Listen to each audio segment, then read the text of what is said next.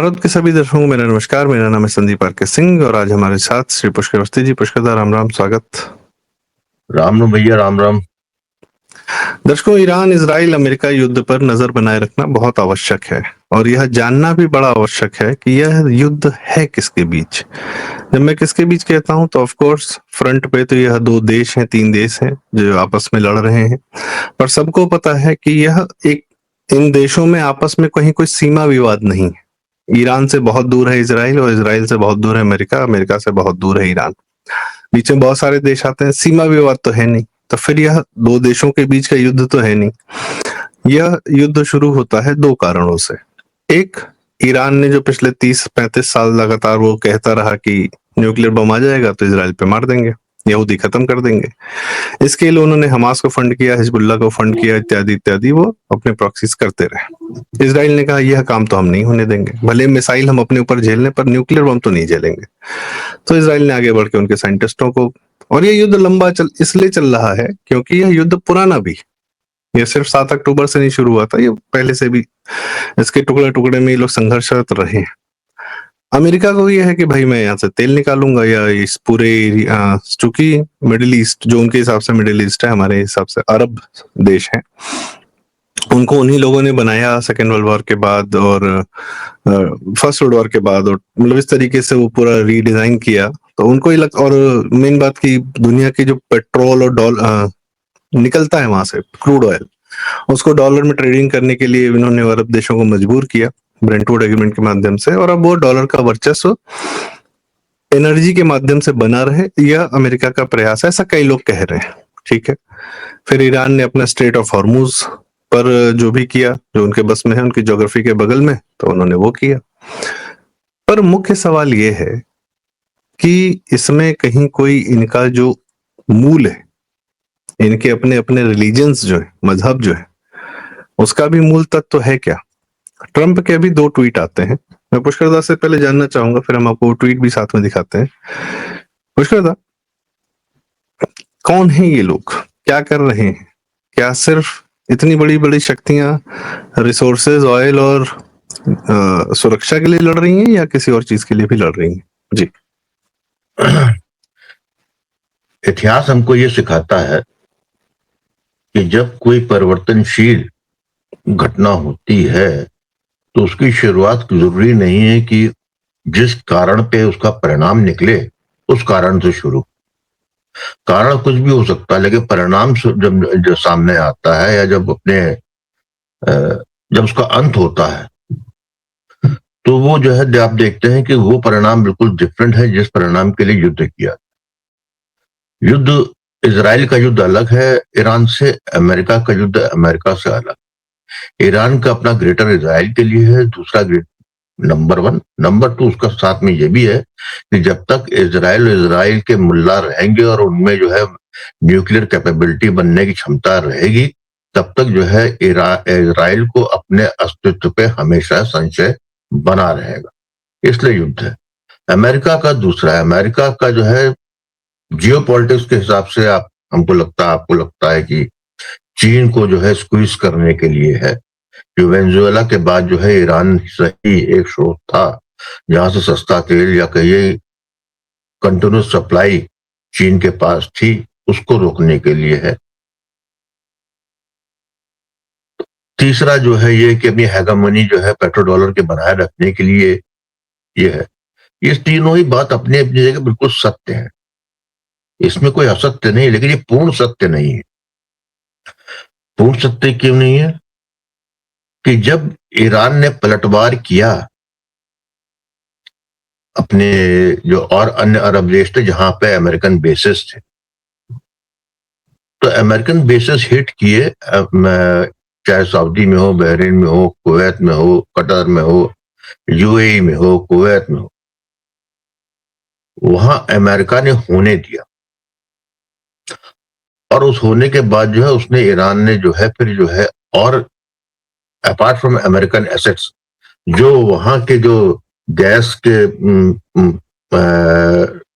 वो थे, कह सकते हैं कि जो उनके रिफाइनरीज थी, गैस एक्सट्रैक्शन की जो उनके सिस्टम थे, उनको डिस्ट्रॉय किया, यहाँ तक डिसैलिनेशन ऑफ वाटर का भी जो है प्लांट हिट किया। ये क्यों किया? और अमेरिका ने कोई इस पे मदद नहीं की।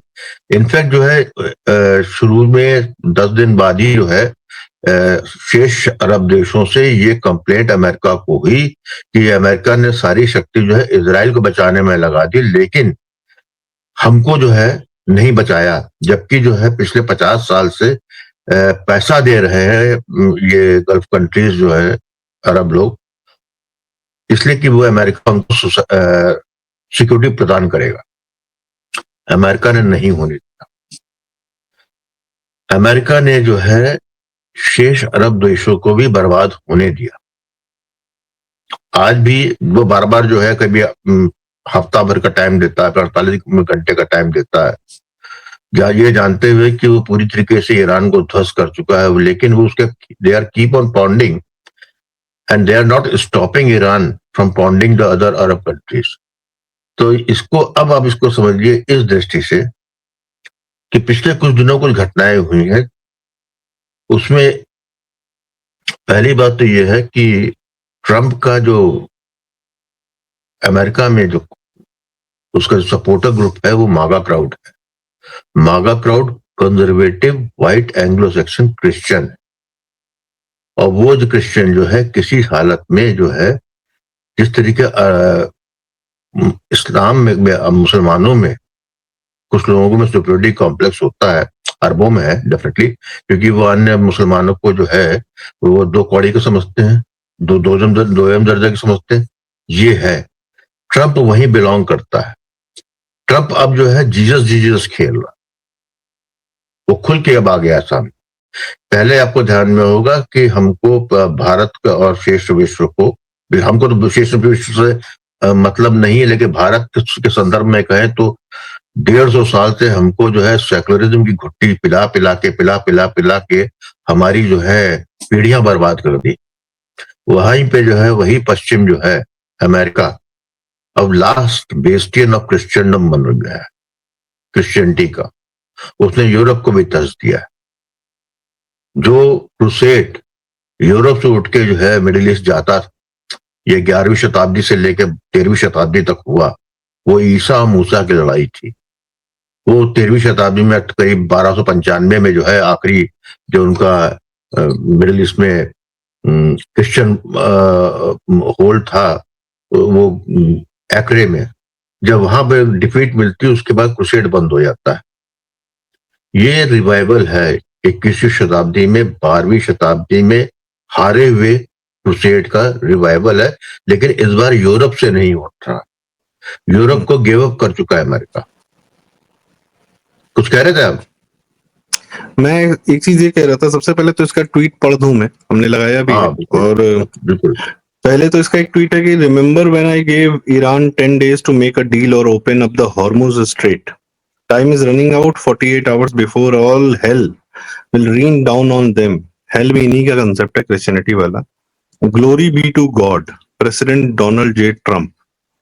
फिर एक इसका जो सबसे मेन ये वाला था जो उसने लिखा, Tuesday will be power plant day and bridge day, all wrapped up in one in Iran. There will be nothing like it. Open the fucking strait, you crazy bastards, or you will be living in hell. Just watch. Praise to be Allah, President Donald J. Trump. मैं आपसे एक सवाल पूछना चाहता हूँ इसमें। आपने कहा कि अमेरिका में दम्भ है या ट्रम्प में दम्भ है, या यूरोप को भी इन्होंने तज दिया है क्रिश्चियनिटी को। जो क्रिश्चियनिटी है उसकी ताकत यह है कि एक तो वो डॉलर के माध्यम से उसका ताकत, फाइनेंशियल पावर उसकी डॉलर से आती है, और दूसरा उसके पास न्यूक्लियर बम, सिर्फ न्यूक्लियर बम नहीं है, न्यूक्लियर एसेट्स हैं, और दुनिया भर में बेसिस पर उसने अपने सिस्टम्स लगा रखे हैं ताकि वो चाइना को कंट्रोल कर सके। पाकिस्तान में भी उसने अलाउ किया था, या किसी प्रकार से एक अपना सेटअप बना रखा था कि वो भारत को कंट्रोल कर सके, या रशिया तक अगर मारक क्षमता हो तो पता नहीं, पर चाइना और भारत को तो पाकिस्तान के बेसिस से कंट्रोल कर सके। पर क्रिश्चियनिटी यह जानती है कि इस्लाम के हाथ में न्यूक्लियर बम होना सबसे ज्यादा खतरनाक चीज होगी। क्रिश्चियनिटी का वरदहस्त जो है, भाई न्यूक्लियर बम से बड़ा तो कोई वेपन है नहीं दुनिया में इस समय, तो क्रिश्चियनिटी के पास है हिंदुओं के पास है भारत में, तो भारत ऑफ कोर्स सबको पता है कि फर्स्ट यूज किसी का करेगा नहीं, आगे वो अपने सुरक्षा के लिए बनाए है। लेकिन इस्लाम तो जो हथियार मिल जाए उसी से मार देगा, यह चीज क्रिश्चियनिटी को पता है। तो क्या यह भी एक बड़ा कारण है? ये इसको थोड़ा मेरा दृष्टिकोण थोड़ा डिफरेंट है इस चीज को लेकर। वो इसलिए है, ये तो न्यूक्लियर एसेट तो 20वीं शताब्दी का है, लेकिन 20वीं शताब्दी से पहले आप जाइए तो वहां तो वो एसेट नहीं थे।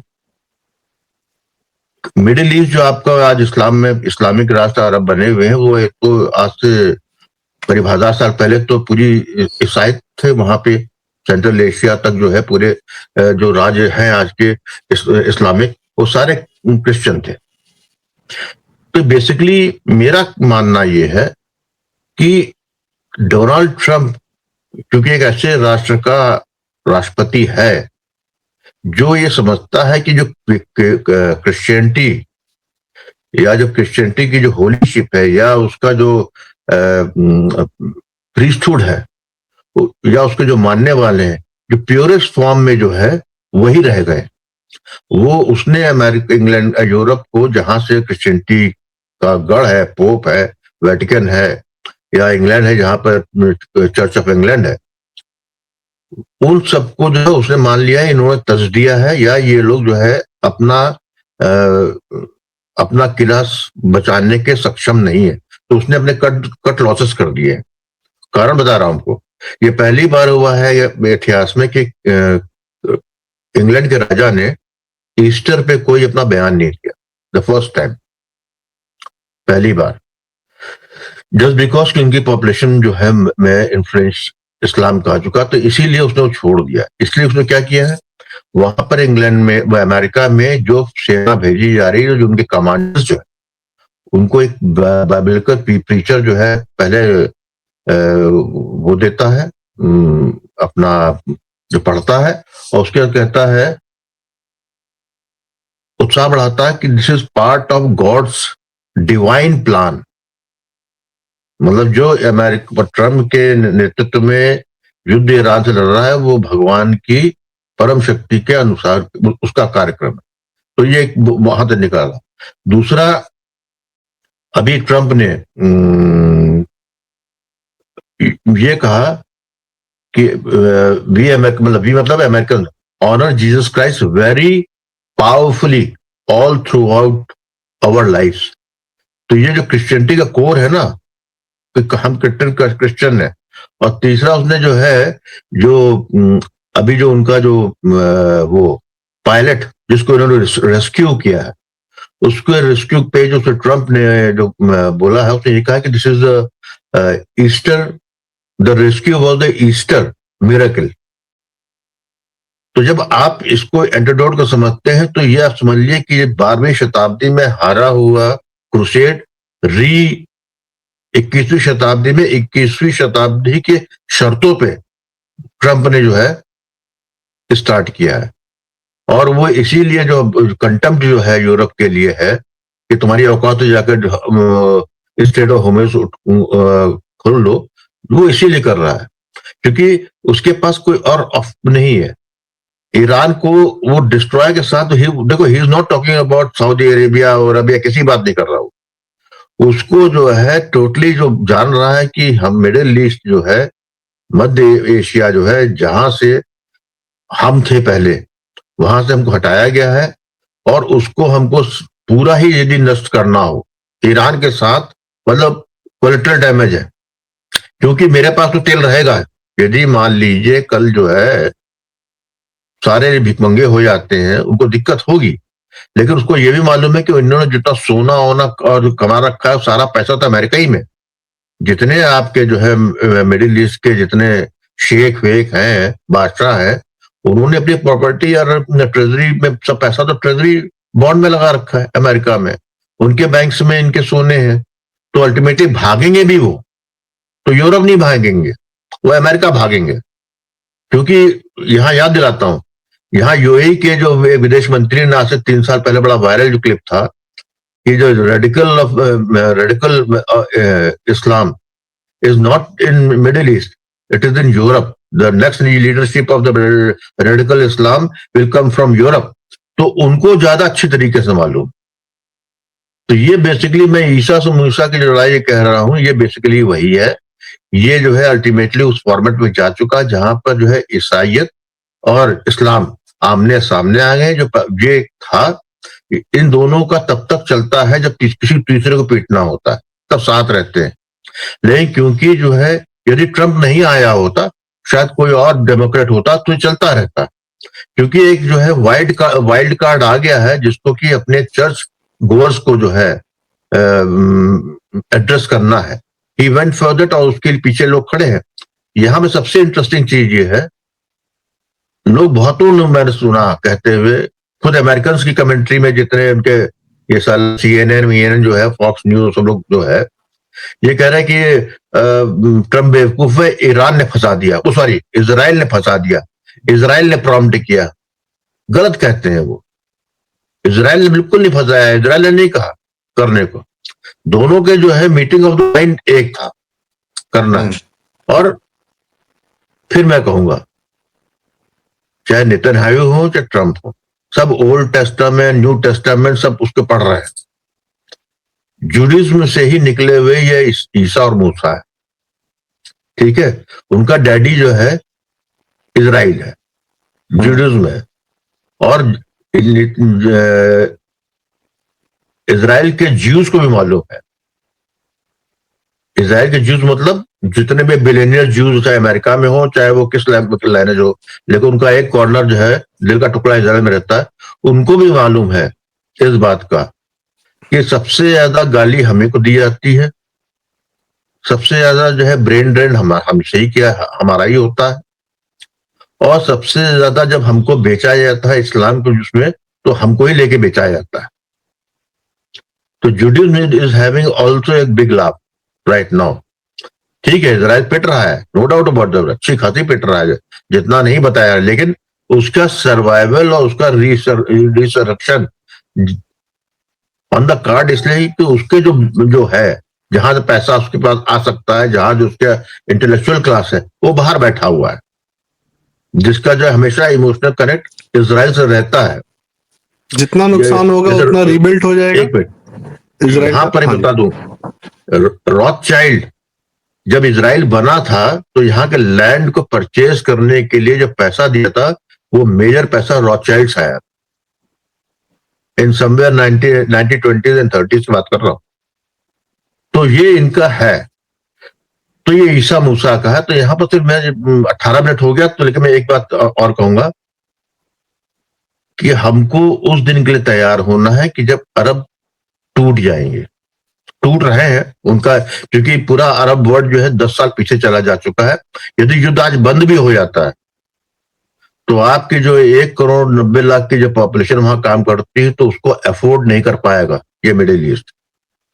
मेरी जानकारी में 2 लोग लौटे हैं, एक दोहा से एक दुबई से, और दोनों कह रहे हैं कि ये अब 10 साल 15 साल पीछे जा चुका है, जा चुके हैं। एक तो वो जो पॉपुलेशन वापस आई, और एक वो जो पिछले जब से पेट्रोल एक अस्त्र बना है 70s से, जहां से रेडिकल इस्लाम मदरसे और मौलवियों तक वो पैसा जाता है, वो स्रोत बंद होगा। वो पहले अपने को देखेंगे कि यहाँ पर भारत के मुल्ला मौलवियों जो कि 2-3 पीढ़ियों से जो है, अब तो ये भी गारंटी नहीं है कि वो अब तो ये भी गारंटी नहीं कि वो क्रूड ऑयल जो है अब कायदे से वापस से फिर से दुनिया में निकालकर बेच सकें। वो सारे सिस्टम्स, वो सारा उनका जो अब स्ट्रेट ऑफ हॉर्मुज से निकलता था, तो वो सप्लाई चेन भी डिस्टर्ब्ड है, अपने इंटरनली भी डिस्टर्ब हो गए, अब काम करने वाले भी। तो it's is going to be a massive मतलब hard task for them to rejuvenate themselves.